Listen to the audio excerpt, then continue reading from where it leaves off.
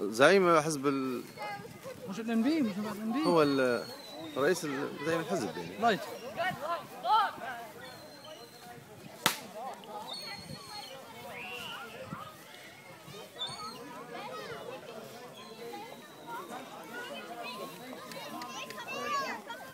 Strength to the community through the rest of the year. It is the time to celebrate with family and friends and to make peace with one's fellow men. It is also important to celebrate the peace and security as we share as a nation.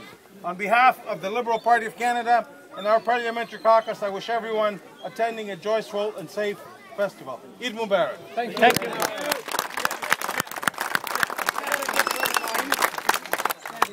Coming over, I got a good friend of mine. He is 93 years old, 90, 89, and going. Then allow me to make this presentation to... Oh, you go. No, you go ahead. No, you make the presentation first. Go ahead. You go present them first. Okay. So, sir, on behalf of... That's...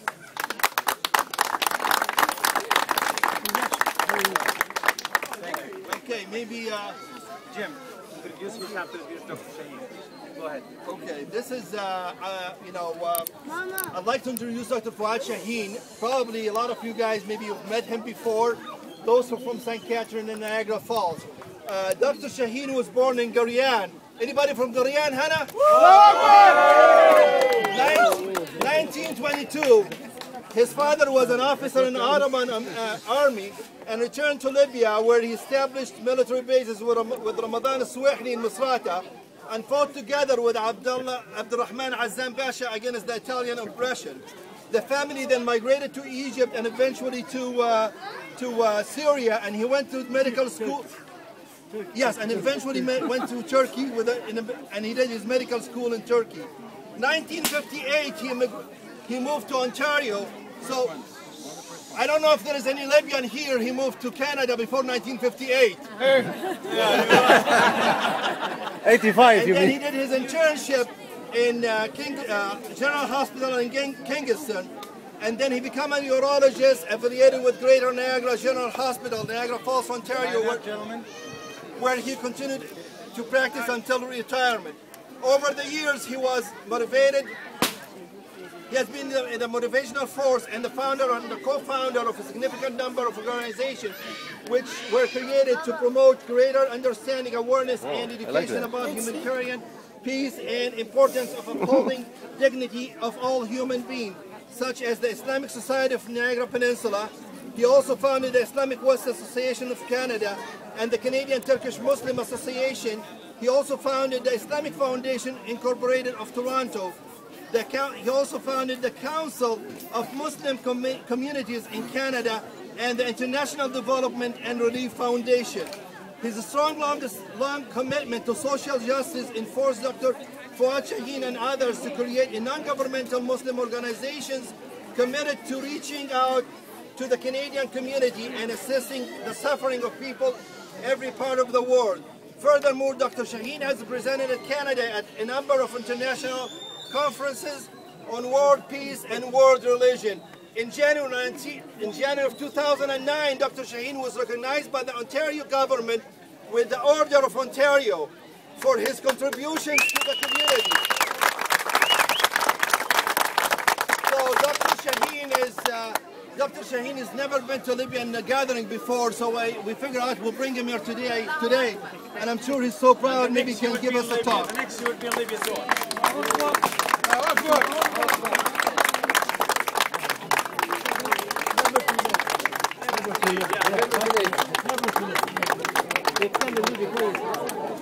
السلام عليكم ورحمة الله. وعليكم السلام ورحمة الله.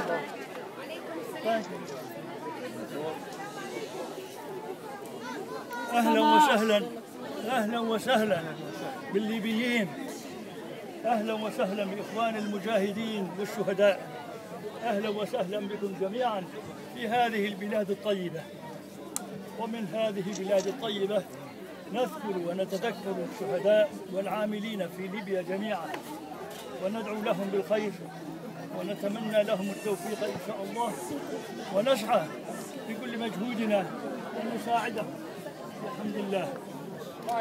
I think that's the extent of Arabic. You know, you're doing a good job.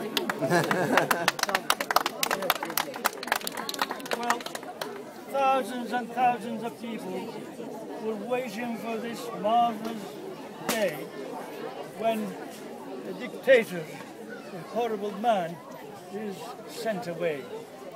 And many, many people are going to breathe easy. Many of my relatives suffered. Some of them went to jail at the hand of this despot, terrible man. But alhamdulillah, his end has come. And brothers and sisters, given their lives, their wealth, their homes, sacrificing their families to liberate man from this horrible, terrible man. But of course, victory is near, no doubt about it. But from now on, there is a greater duty, responsibility on all the people in Libya, and on us in particular, living outside of Libya, the expatriates. We have, of course, to support them in every way possible. But really what we need to prevent, under the circumstances, chaos. We should always work to establish credibility, to try to plant security, to establish tolerance, understanding, and to all work with one hand, like two hands together, to pull up this country from a devastating state it has been in. There's hardly any infrastructure in Libya. Everything is suffering. Hospitals, education, work in the homes, communication, you name it. Everyone please be quiet. Mustafa went there about a year ago, and he worked there on communication there, and he was really, he couldn't believe how terrible it was. And of course now he's waiting really to go back there and help his people there to establish a modern, democratic, responsible community.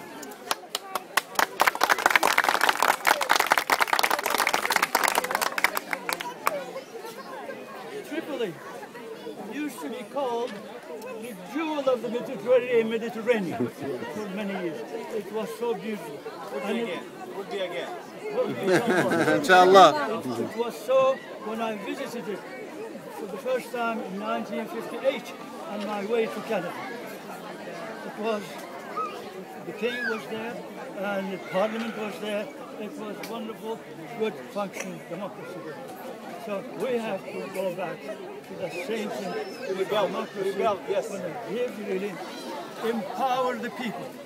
That's the secret of success. And of course, we have to go there with love, part of it, with love and affection for the country, for its people, for the children, and we have to be concerned about the future. As Jim said, Libya could become really a wonderful place, a source, the center of civilization, a source of knowledge, a source of inspiration to the entire Middle East countries as well.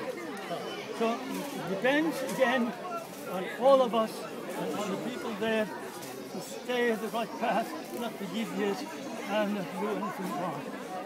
We pray for their success. Inshallah.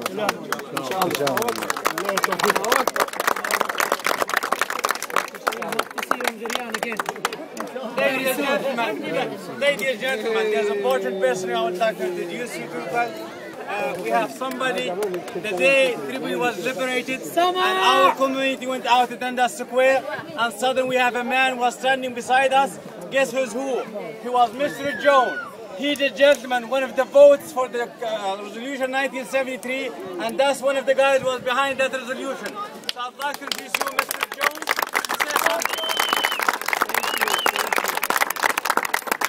I'm glad to be here with Libyans. We're celebrating two distinct celebrations. One is Eid Mubarak, Eid al-Fitr, and the other one is the liberation of Libya.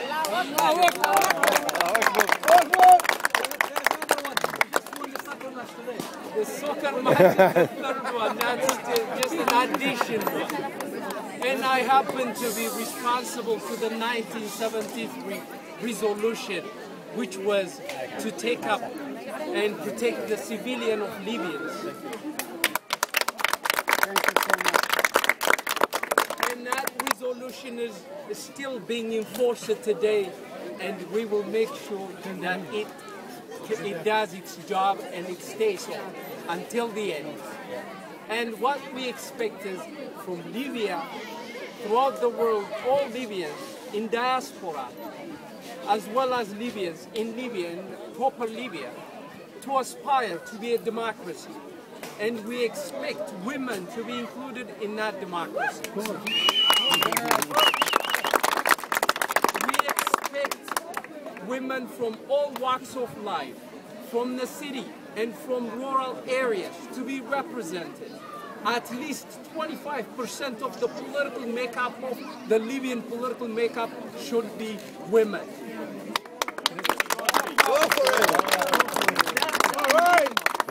That's a minimum, 25% makeup. 50.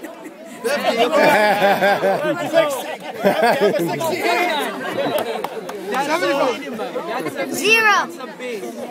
And we hope from this forward, Libyans will embrace democracy and become a country, responsible country, amongst all peers of democratic nations. And thank you. Thank you very much. ليبيا حرة قذافي يطلع برا ليبيا حرة قذافي يطلع برا ليبيا حرة قذافي يطلع برا يا حي يا حي We have somebody else special. This goes back to Attention!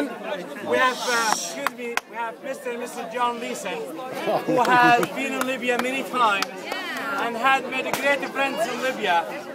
On February 17th, when the revolution started, he's one of the first people in Canada calling back Benghazi to make sure all his friends are safe. And if you hear the story how he met these people, one of his best friends, he was just guy selling t-shirts. From a buying t-shirts become his best friend. So I'm sure he's very up to date, and he created a special website just for Libya. He hasn't missed any container, any rally, anything. So we got to give him a chance to say a few words, John.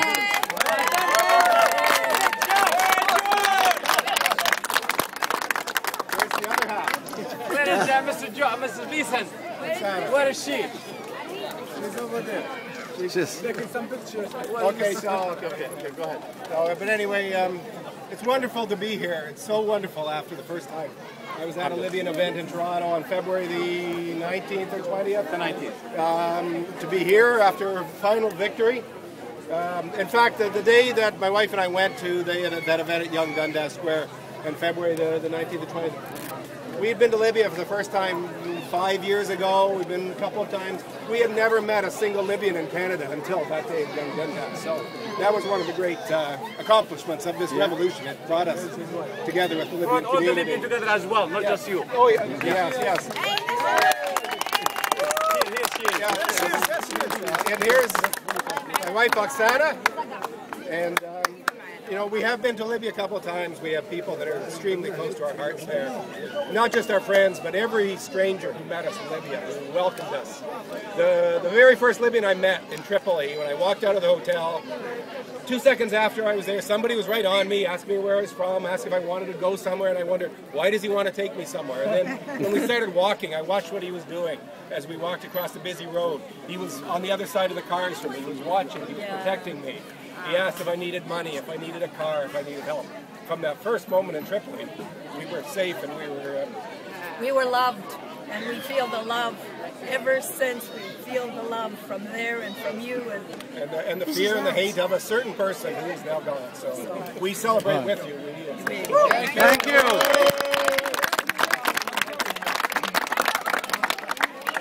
And as you may know, because you always see us with cameras and video, we're hoping to try to put together a little video documentary about what this has meant to the Libyan community in Canada. So if we stick cameras in your face or interview as we have with some people, we hope we will be able to come to some event and show a little. Thank you. I appreciate that. I just want to say something here, guys. Here, all the men and women here, ladies and gentlemen, who hasn't registered to be a member of CLC, you should go ahead. You have seen what the CLC has done for the Libyan community. Everything you see globally has done by your youth, and that's who starts CLC. Also, I'm asking all the doctors here who hasn't become a member of the Canadian Libyan Doctor Association, they should register as well, because we're becoming stronger every day, and that's what reflects in our country. We help them to rebuild, and that's the only way we're going to pass on our knowledge and our experience to Libya. I'm a member.